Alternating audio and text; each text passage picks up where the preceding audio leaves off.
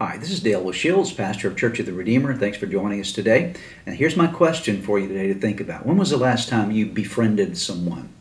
I'm not talking about Facebook, okay? I'm talking about really doing something that shows friendship to another person, going beyond yourself to actually help, assist, lend aid or support to someone who is in some point of need in their life. And you step in and say, you know what? I want to be a blessing to you. I want to befriend you.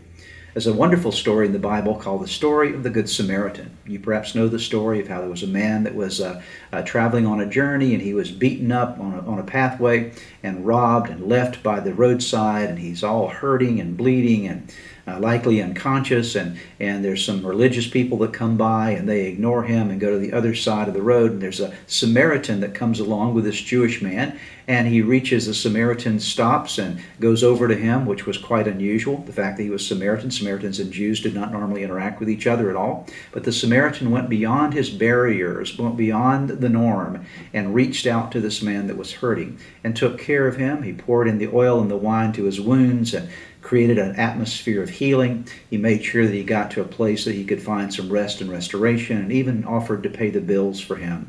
And that man, the Bible says, was a man who was befriending another person. And Jesus made it clear in this teaching that you find in Luke chapter 10, verse 37. Jesus said these words to us. He said, go and do likewise. He said, this is how I want you to live.